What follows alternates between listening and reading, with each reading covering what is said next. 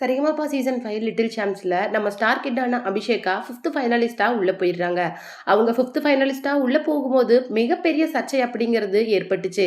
அதாவது ரொம்ப ஃபோர்ஸ்ஃபுல்லா அவங்கள உள்ள கொண்டுட்டு போயிருக்காங்க. அது மட்டும் கிடையாது, மோக்ஷிதா ஒரு டிசர்விங்கான கேண்டிடேட். அது மட்டும் இல்லாம கண்டிப்பா ஒரு 6th கேண்டிடேட்டா தான் அபிஷேகா உள்ள போயிருக்கணும். சுமன் ராஜும் மோக்ஷிதாவும் ரொம்ப டிசர்விங்கான பீப்புள் அப்படிங்கிற மாதிரி நிறைய சர்ச்சைக்கு மத்தியில 5th ஃபைனலிஸ்டா ஒரு வழியா தேர்வாயிருக்காங்க அபிஷேகா.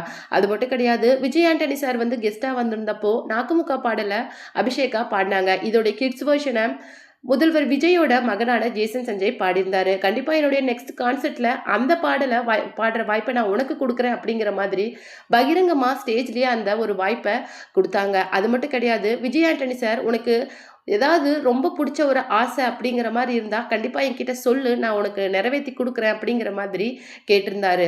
அதுக்கு அபிஷேகா சொன்ன விஷயங்கள் தான் மேடையவே ஆச்சரியப்படுத்துச்சு அப்படின்னே சொல்லலாம். அது என்ன அப்படிங்கிறத பத்தி தான் இந்த வீடியோவில் நம்ம டீட்டெயிலாக பார்க்க போறோம். வீடியோக்குள்ள போறதுக்கு முன்னாடி நீங்க நம்ம சேனலுக்கு புதியவராக இருந்தால் மறக்காம சிபி ட்ரெண்டிங்கை சப்ஸ்கிரைப் பண்ணி ஃபாலோ பண்ணிக்கோங்க.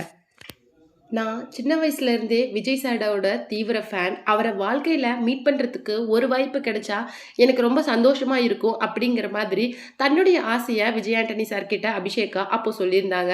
அதுக்கு விஜய் அர்ச்சனா என்ன சொல்லியிருக்காங்க அப்படின்னு சொல்லிட்டு பார்த்தீங்கன்னா, கண்டிப்பாக அபிஷேகா இந்த சீசனோட டைட்டில் வின்னர் நீங்கள் ஆனீங்கன்னா கண்டிப்பாக அந்த விஷயம் உங்களுக்கு நடக்கும் அப்படிங்கிற மாதிரி சொல்லியிருந்தாங்க.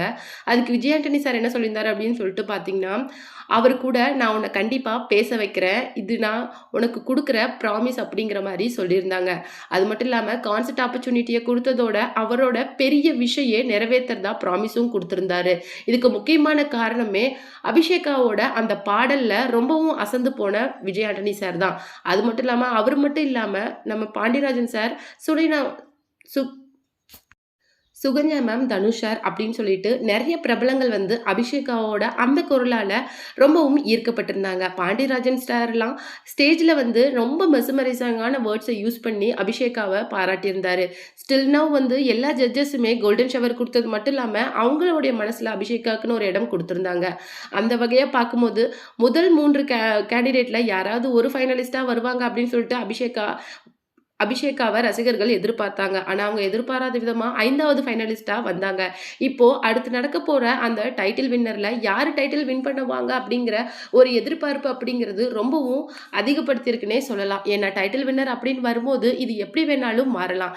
ஏன்னா அக்ஷித் நிரூபா இருக்கட்டும், வர்ஜாவா இருக்கட்டும், தன்வியா இருக்கட்டும், அபிஷேகாவா இருக்கட்டும், சுமன் ராஜா இருக்கட்டும், இவங்க எல்லாருமே இப்போ ரொம்ப டிசர்விங்கான கேண்டிடேட். ஈவன் எல்லாருமே ஒரே லைனில் இருக்கிறாங்க. ஸோ டைட்டில் வின்னர் அப்படிங்கிறது ரொம்ப ரிஸ்கியான டிக்கியான டாஸ்காக தான் இருக்க போகுது அப்படிங்கிற மாதிரி ஜட்ஜஸ் சொல்லியிருக்காங்க. ஏன்னா இப்போது ஃபினாலிஸ்ட்டை தேர்வு பண்ணுறதுக்கே ரவுண்ட்ஸ் வந்து ரொம்ப டஃப்பாக போய் மிகவும் கஷ்டமாக ஒரு லாஸ்ட்டாக வந்து உங்களுக்கு பிடிச்ச பாடல்களை பாடுங்க அப்படிங்கிற மாதிரி ஒரு வாய்ப்பை கொடுத்ததுனால தான் மேபி அபிஷேகா உள்ளே வந்தாங்க அப்படிங்கிற மாதிரி ஒரு விஷயமும் இன்னைக்கு சமூக வலைதளங்கள்ல போயிட்டு இருக்கு. அபிஷேகாவோட ஃபேன் நீங்களா இருந்தா யார் டைட்டில் வின் பண்ணுவாங்க அப்படிங்கிறத மறக்காம கமெண்ட் பாக்ஸ்ல சொல்லுங்க.